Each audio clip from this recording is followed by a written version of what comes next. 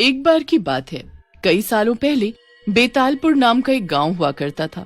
वो गांव बहुत ही सुंदर, बहुत ही शांत था, लेकिन कुछ समय से गांव में रहने वाले लोगों का व्यवहार थोड़ा बदला बदला सा लग रहा था। वो लोग ना तो किसी से बात करते थे और ना ही कभी हंसते थे। हमेशा गंभीर सा चेहरा लेकर चलते रहते। पूरा गांव उन लोगों को देखकर बहुत हैरान था। एक दिन गांव के लोग आपस में बातें कर रहे होते हैं कि कैसे गांव के कुछ लोग अजीब बर्ताव कर रहे हैं। हाँ भाई, वे लोग ना ही हंसते हैं ना ही बात कर रहे हैं। ऐसा क्या हो गया है उन्हें? मैं भी यही सोच रहा था। ना जाने किसकी नजर लग गई हमारे गांव वालों को। जाने दो ये सब, जल्दी ठीक हो जाएगा सब। चलो, मैं तो चला चिकन लेने के लिए। क्या है ना, घरवाली ने कहा है आते समय लाने को। अगर जल्दी घर नहीं गया तो डांट लगेगी घर में बहुत। सब हंसने लगे। इसके बाद मनोज वहाँ से पास के बूचड़ खाने से चिकन लेने गया। मनोज बूचड़ खाना पहुँचा। वहाँ एक आदमी एक तेज धार चाकू से मांस काट रहा था। ये देख मनोज बोला, अरे सुनो भाई, 1 किलो चिकन दे दो, और हाँ 2 लेग पीस भी डालना उसमें। और हाँ भाई, ताजा मांस डालना, ठीक है? थोड़ा इंतजार करो, अभी ताजा मांस काटता हूँ। मनोज वहाँ से घर जाता है और सामान अपनी पत्नी को देता है। मनोज का ऐसा बर्ताव देख वो डर जाती है, क्योंकि मनोज उन्हीं लोगों की तरह बर्ताव कर रहा था जैसे गांव के वो लोग कर रहे हैं। लेकिन फिर भी वो शांति से खाना बनाकर मनोज को दे देती है। मनोज खाना खाकर सोने चला जाता है। आधी रात को मनोज उठकर घर से बाहर चला जाता है। मनोज की पत्नी ये सब चुपचाप देख रही होती है। कुछ घंटों बाद मनोज घर आकर चुपचाप अपनी जगह पर सो जाता है। अगले दिन मनोज काम पर निकल जाता है और बेटा खेलने चला जाता है। तेरे को पता है, कल माँ ने घर पर चिकन बनाया था। क्या चिकन था! ऐसा चिकन तो मैंने कभी नहीं खाया। क्या बोल रहा है, सच में? हाँ, मेरे पापा रात को लाए थे। मैं सो गया था, इसीलिए मैंने सुबह खाया। तू भी खाता तो तुझे पता चलता कि ओहो क्या स्वाद था उसका। चल चल, अब खेल भी ले, सुबह से खाना खाना लगा रखा है। इसके बाद दोनों जी भर कर खेलते और दिन के समय घर चले जाते हैं। घर जाकर मिंकू अपनी माँ से चिकन बनाने को कहता है। बच्चे की बात सुन मिंकू की माँ मिंकू के पापा को चिकन लाने को कहती है। शाम होते ही मिंकू के पापा उसी बूचड़ खाने में चिकन लेने चले जाते हैं। कोई है यहाँ? क्या चाहिए? चिकन देना भाई, 1 केजी। ताजा चाहिए? ये भी कोई कहने की बात है? हाँ भाई, ताजा ही चाहिए। इसके बाद कसाई नया मुर्गा काटता है। वो भी बेसुध हो जाता है और घर चला जाता है। तभी वहाँ पर एक आदमी आया। सुन भाई, आधा किलो मटन दियो। कितनी बदबू है यहाँ। सुन भाई, मैं बाहर हूँ, हैं? तुम काटो तब तक, मैं बाहर इंतजार करता हूँ। ये गंध मुझसे नहीं सही जाएगी। तुम काटो, ठीक है? नहीं, बाहर मत जाओ, यहीं रहो। देख लो कौन कौन से टुकड़े चाहिए। अरे भाई, कोई भी डाल दे, बस मटन होना चाहिए। कुछ देर बात करने के बाद भी वो लड़का नहीं रुका और बाहर चला गया। थोड़ी देर बाद कसाई ने उसे बुलाया और जैसे ही वो आया उसके मुंह की तरफ धूल फेंक दी और धूल सूंघते ही वो बेसुध हो गया और मटन लेकर चला गया। इसके बाद रवि घर आकर अपनी पत्नी को सामान देकर वहाँ से चला गया। तभी मिंकू अपने पापा के पास आता है। पापा, मुझे खिलाना चाहिए। पापा सुनो ना मेरी बात। सुन क्यों नहीं रहे हो पापा? पापा सुनो ना। रवि वहाँ से उठकर चला जाता है। पिता का ऐसा बर्ताव देख मिंकू रोने लगता है। मिंकू को रोता देख उसकी माँ उसे चुप कराने आती है। क्या हुआ मिंकू, रो क्यों रहा है? माँ, मैंने पापा को कहा मुझे खिलाना चाहिए, लेकिन उन्होंने मेरी बात नहीं सुनी और चले गए। पापा ने ऐसा कभी नहीं किया। नहीं बेटा, पापा थक गए होंगे। मैं उनसे कहूँगी, वो तुम्हें जरूर एक खिलौना ला देंगे। इसके बाद मिंकू की माँ खाना बनाकर सबको खाना खाने के लिए बुलाती है, लेकिन वो देखती है कि रवि अजीब बर्ताव कर रहा है। यहाँ तक कि रवि और खाना भी नहीं मांग रहा है। खाना खाकर रवि सोने चला जाता है। रात होते ही रवि कहीं बाहर चला जाता है और जब लौटता है तो उसके आने की आवाज सुन रवि की पत्नी की नींद खुल जाती है। रवि को इतनी रात को कहीं से आता देख वो रवि से पूछती है, लेकिन रवि बिना कुछ बोले सो जाता है। अगले दिन रवि की पत्नी तालाब से पानी ला रही होती है, तभी उसे गोलू की माँ मिलती है।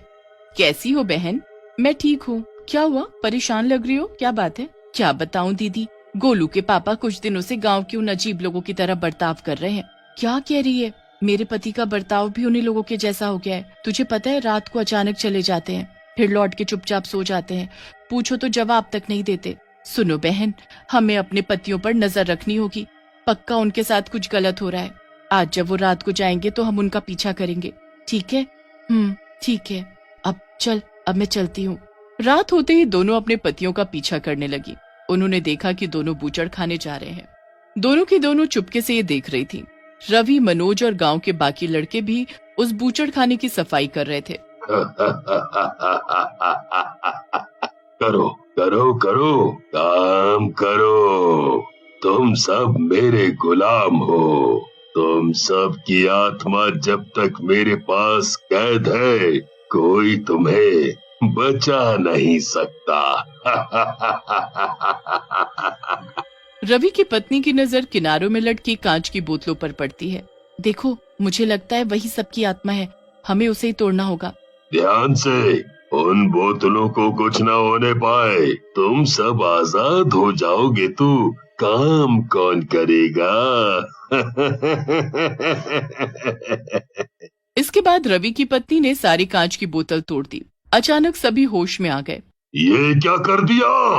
तुम्हें अब मैं छोड़ूंगा नहीं। अरे हम सब यहाँ क्या कर रहे हैं? छोड़ो, मेरी पत्नी को छोड़ो। सबके सब भूत से रवि की पत्नी को छुड़ाने लगते हैं। अचानक ही वहाँ पर रखी लालटेन नीचे गिर जाती है और वो बूचड़ खाना जलने लगता है। सब वहाँ से बाहर आने लगते हैं। इसके बाद बूचड़ खाना जलकर गायब हो जाता है। हम सब यहाँ, और ये सब क्या हो रहा था? मैं बताती हूँ। यहाँ काम करने वाला वो कसाई जिंदा इंसान नहीं बल्कि एक प्रेत था। उसने आप सबकी आत्माओं को अपने यहाँ कांच की बोतल में बंद करके रखा था ताकि वो आप सभी को अपना गुलाम बना सके। इसके बाद सब घर चले गए और पहले की तरह आम साधारण सी जिंदगी बिताने लगे। एक गांव में जॉन नाम का एक कसाई अपनी पत्नी मारिया के साथ खुशी खुशी रह रहा होता है और उस घर में एक बेसमेंट था जिसमें जॉन मीट काटता था। एक दिन जॉन हमेशा की तरह सुबह सुबह सारा मीट काट कर शहर बेचने जा रहा होता है। आज तुम कब तक घर आओगे? ये क्या सवाल है? मैं तो हमेशा रात के 10 बजे तक ही आता हूँ। फिर आज ऐसा क्या हो गया जो तुम ऐसे पूछ रही हो? नहीं, वो तो मैं ऐसे ही पूछ रही थी। वो मैं आज खाने में कुछ अच्छा सा बनाने वाली हूँ ना, बस इसीलिए। आज तो बाजार में बहुत भीड़ होती है, इसलिए आज भी आने में देर हो जाएगी। उसके बाद जॉन मीट बेचने शहर चला जाता है। जॉन बाजार में मीट बेच ही रहा होता है कि तभी उसे मारिया की बात याद आ जाती है। आज मारिया ने कितने प्यार से मेरे लिए कुछ खास बनाया है। मुझे आज घर जल्दी जाना चाहिए। जॉन उसके बाद घर के लिए निकल पड़ता है और जब वो घर में घुसता है तो मारिया पड़ोस में रहने वाले हरी नाम के एक आदमी से बातें कर रही होती है। जॉन छुपकर दोनों की बातें सुनने लगता है। मैं तो परेशान हो गई हूँ जॉन के साथ रहकर। अच्छा हुआ ये सुबह जाता है और देर तक घर आता है। जॉन मारिया की बातें सुन लेता है। उसे मारिया पर बहुत गुस्सा आता है। वो छुपकर हरी के वहाँ से जाने का इंतजार करने लगता है और जैसे ही हरी चला जाता है तो जॉन घर में अंदर जाता है। अरे आ गए तुम? मैं कब से तुम्हारे आने का इंतजार कर रही थी। तुम घर पर नहीं होते तो मैं पूरा दिन अकेले घर में बैठी बस तुम्हारे आने का ही इंतजार करती रहती हूँ। जॉन मारिया को कोई जवाब नहीं देता और चुपचाप अपने कमरे में जाकर बैठ जाता है। मारिया फिर जॉन के लिए खाना लेकर आती है। जॉन बिना कुछ बोले खाना खाने लगता है, पर खाना खाते ही उसकी हालत बिगड़ने लगती है। ये मुझे क्या हो रहा है? तुमने खाने में क्या मिलाया है? मैंने इसमें जहर मिलाया है ताकि मैं तुमको मार सकूं और हरी से शादी कर सकूं। तुमने मेरे साथ अच्छा नहीं किया। मैं तुम्हें जिंदा नहीं छोड़ूंगा मारिया। तुम खुद बचोगे तब मेरा कुछ बिगाड़ पाओगे ना। जॉन तड़प तड़प कर मर जाता है। उसके बाद मारिया और हरी जॉन को बेसमेंट में ले जाते हैं और उसके टुकड़े टुकड़े करके बाकी मीट के साथ मिला देते हैं। ताकि किसी को कुछ भी पता न चले कि जॉन अचानक कहाँ गायब हो गया। मारिया बेसमेंट में एक बड़ा सा ताला लगा देती है और उसकी चाबी अलमारी में रख देती है। उसके बाद आस पड़ोस में लोगों को ये बताने लगी कि जॉन उसे छोड़कर कहीं भाग गया है। बेचारी मारिया, कैसा आदमी निकला जॉन, बेचारी औरत को अकेला छोड़कर भाग गया। समझ नहीं आ रहा कि अब मैं अकेली पूरी जिंदगी कैसे रहूंगी। अरे तुम्हें अकेले रहने की क्या जरूरत है, तुम किसी से शादी कर लो और खुशी खुशी रहो। कुछ दिन बाद मारिया और हरी शादी कर लेते हैं। उन पर किसी को शक भी नहीं होता।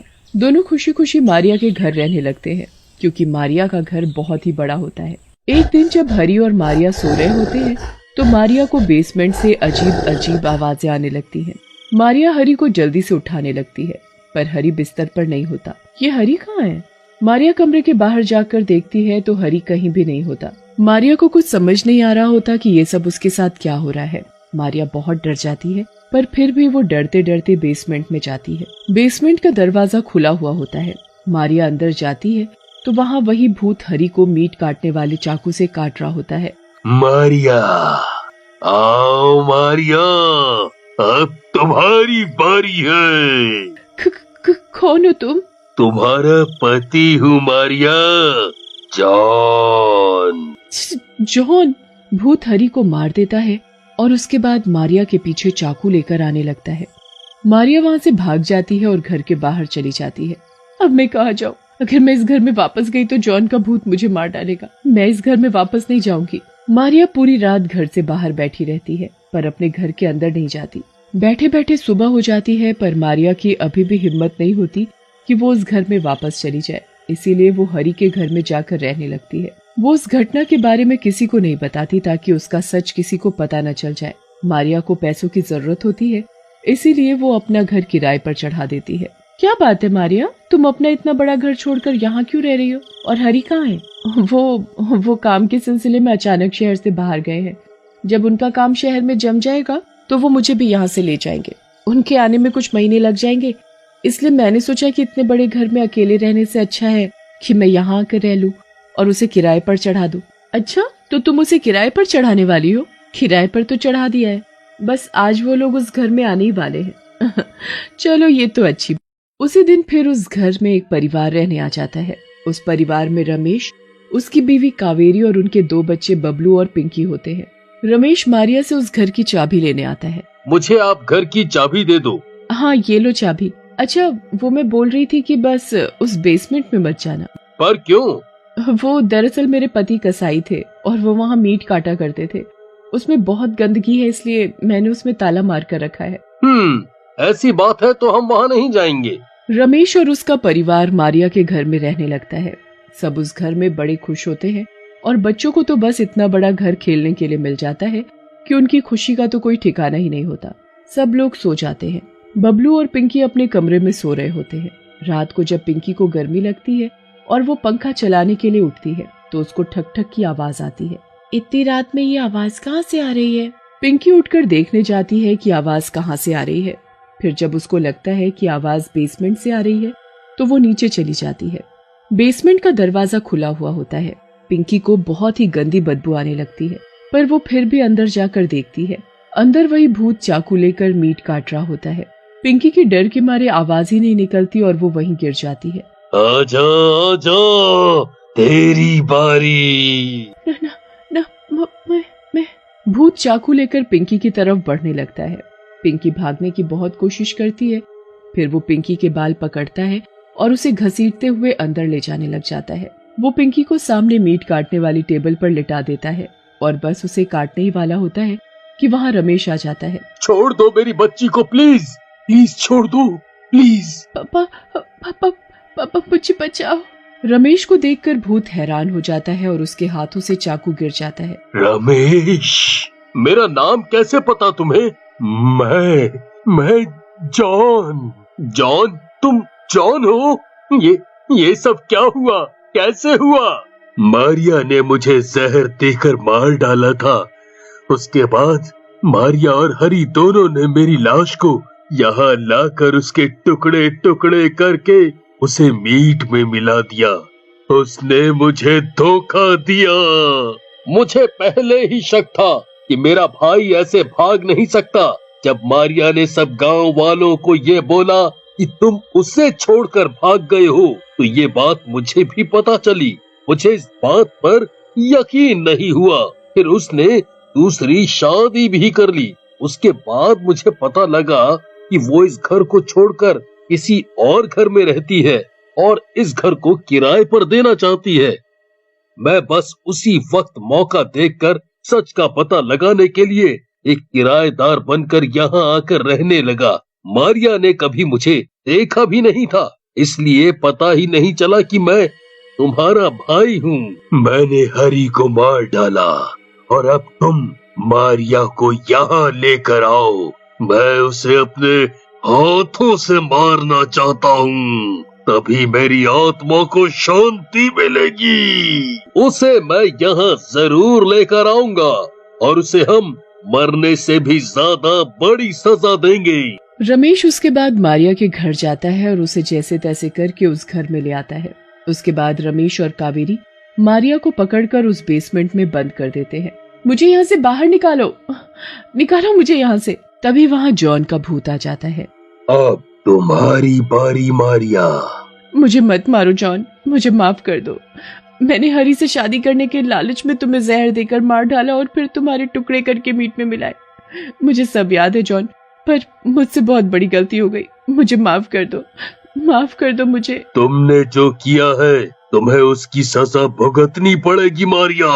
तभी अचानक बेसमेंट का दरवाजा खुलता है और वहाँ रमेश और कावेरी पुलिस और बाकी गांव वालों के साथ खड़े होते हैं। मैं जॉन का भाई हूँ रमेश। मुझे यकीन था मेरा भाई ऐसे भाग नहीं सकता और इसीलिए मैं सच का पता लगाने के लिए यहाँ आया। अब तुम खुद अपने मुंह से बोल चुकी हो जो तुमने जॉन के साथ किया। अब तुम्हें कोई नहीं बचा सकता। मारिया अपने मुंह से खुद बोल चुकी होती है कि उसने क्या किया, इसलिए उसे पुलिस पकड़ कर ले जाती है। मारिया पूरी जिंदगी जेल में अकेली रहती है और हर रात जॉन का भूत उसके सामने चाकू लेकर खड़ा रहता था। मारिया डर की वजह से चैन से सो भी नहीं पाती थी और उसकी जिंदगी मौत से भी बदतर हो जाती है।